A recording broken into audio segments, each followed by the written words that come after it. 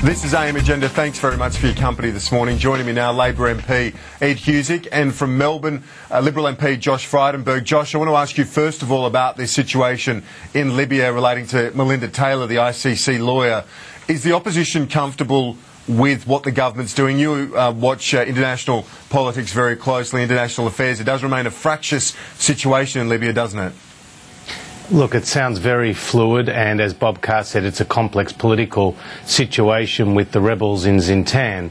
But I think what Bob Carr said is that the government is doing everything that they can to stay in touch with Melinda. It's very positive that David Ritchie, who I do know as a very distinguished diplomat in our diplomatic corps, has made contact with Melinda. She's not under duress. She's got access to food. They've got access to air conditioning. I also understand television. And the conditions are better than her earlier imprisonment there. So that's a positive development, but we really hope that she is released as soon as possible to her family, because as a representative of the International Criminal Court, she does have quasi-diplomatic immunity and should have not been subject to this type of treatment. It does show, doesn't it, Ed, how fragile and complex the situation is, as Senator Carr described it. And while Melinda Taylor is in good spirits, as Josh alluded to, the fact remains there's no sign of her release at this point. And I think that was the cause for concern that you could hear from Minister Carr about the expected length of time that Ms Taylor would be held there in Libya. I think on the positive, though, I mean, Ambassador Ritchie being able to spend a good hour and a half with her, to be able to also see the conditions in which she's being held, that was definitely a positive. And I think as soon as she's able to re-establish contact with her family and granted permission to do so, the better. I think for Libya, you know, taking the steps towards democracy, an important aspect of democracy is recognising that a legal system has to balance between prosecution and defence, and the ICC were doing some important groundwork in that regard in terms of the defence of people that are about to be tried, and we would hope that they could continue with their work free of fear of any type of persecution. Absolutely. Well, we're all on a unity ticket on that one. Let's move to the Economic Forum now. Josh, I want to ask you about this. The RBA Governor is speaking this morning. Gail Kelly, senior respected business leader among many others, the Rio Tinto chief. The opposition leaders derided this as just a talk fest, but the Liberal Premier of your state, Victoria, Ted Bailey, is also there. A lot of heavy hitters have decided to show up. They obviously don't think it's just a talk fest. But look, you know, what Tony Abbott is pointing to is the motivations behind the government calling this forum together. I do believe it is a talk fest. It's a PR stunt. I mean, we've had so many reviews from this government. I mean, we've had the Henry review, which they ignored, Cooper review, we've had the Gonski review, we've had the 2020 summit. They put up the Citizens' Assembly. You've had white papers. You've even had the Prime Minister say to a backbench, bring out the Butcher's paper and let's come up with some ideas. I mean, this is ridiculous. What the Australian people want, Kieran, is for this government just to get on with it. And what is most worrying for the Australian public at the moment is that consumer sentiment is low.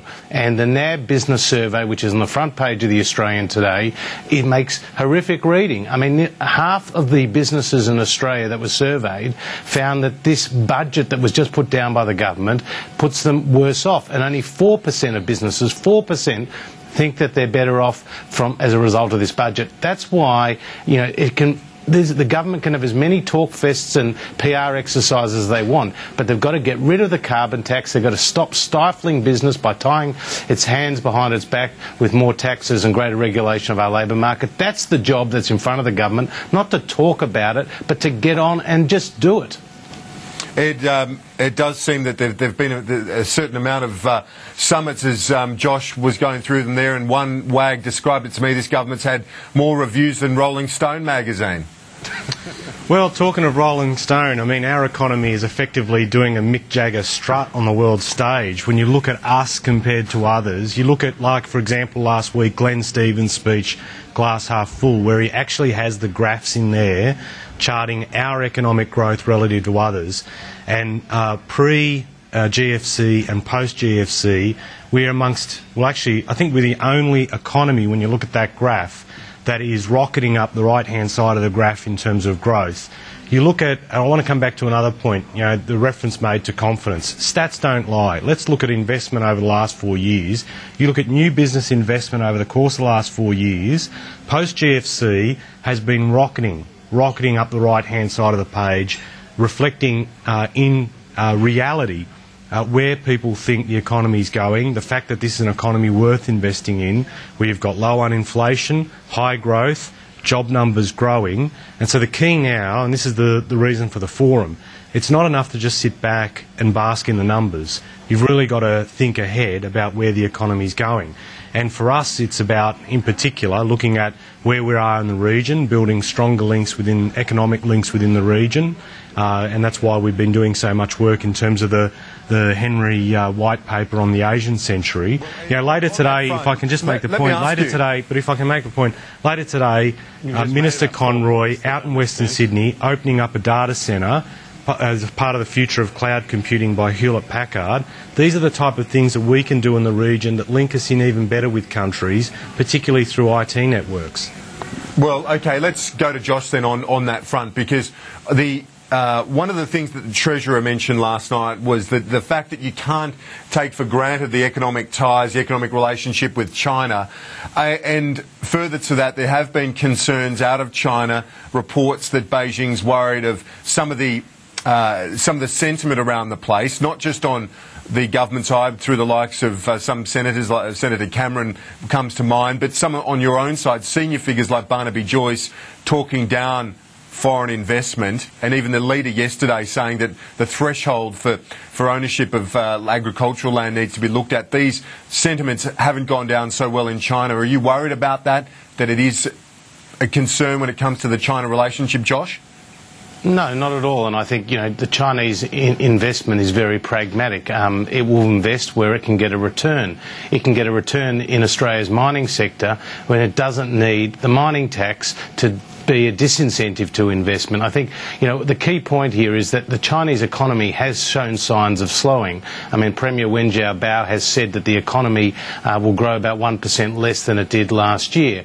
And there is talk of a bit of a property bubble in China. Now, if China does slow, we will feel that here in Australia. And the recent growth numbers showed that they were heavily skewed towards the West. I mean, Western Australia had 7.8% growth in the last quarter, whereas in states like New South Wales and Tasmania and in my own state of Victoria, it was slowing. So I think, Ed lives in a parallel universe. People need to be careful, but both sides of politics need to be careful with the message that is being sent as well, because it's not a minor relationship. It's our most vital economic partnership there. Absolutely. Can I just say it's absolutely an important relationship, but why was the China FTA, which was initiated under the Howard years, why has it gone slow under this government? I mean, Craig Emerson, who loves to speak from both sides of his mouth, said that the China-Australia FTA was overrated, and now he's saying it's a good thing. Paul Howes and Doug Cameron and those voices on the Labor side don't want an FTA with China, but the truth is, there could be significant benefits for Australia from it. So, look, we just have to ensure that Australia stays open to investment, and we do that by not putting new and we do that by not putting new taxes. That's the key point, which will be a disincentive to investment.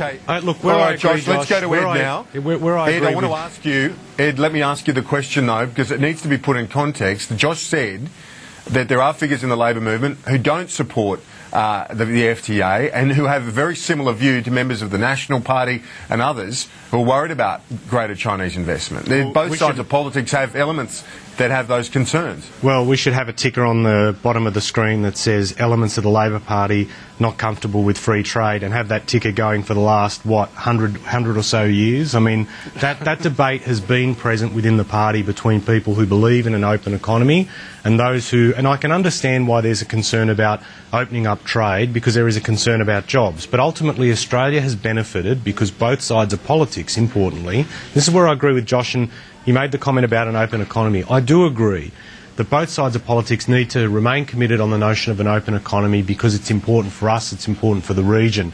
You can't put up the don't invest here sign and then expect that Australian businesses can just have free range investing overseas. That is important. But that, say, for example, disincentive on investment. We've got like $500 billion of investment that's happening. And then, so you can't really say that the mining tax is a disincentive to investment when we know what's coming down the track. You then can't point to low growth figures in the east. And then look at what happened yesterday in New South Wales, where you've got a government that says, that puts in a contractionary budget in an environment where Josh is concerned about low growth, and then write to the Fed saying, oh, you should make sure that you're ready to stimulate the economy after they've put in a contractionary one. I mean, there are muddled voices within the coalition about the direction of economic policy, and my fervent wish is that we are able to maintain between both sides of politics the importance of continuing to open up our economy, to think of new ways in which we can integrate within the region, because it's good for growth, it's good for jobs, it's good for the country. Okay. Well, okay, on that ticket with the Labor MPs, we maybe mention the National Party as well, because I think that's been around for a while as well. Ed Husic, Josh Frydenberg, it's great to see you both, gents. Have a good day. Appreciate it. Good on you. Thank you. That's all for AM Agenda this morning. Thank you for your company, and we'll see you next time.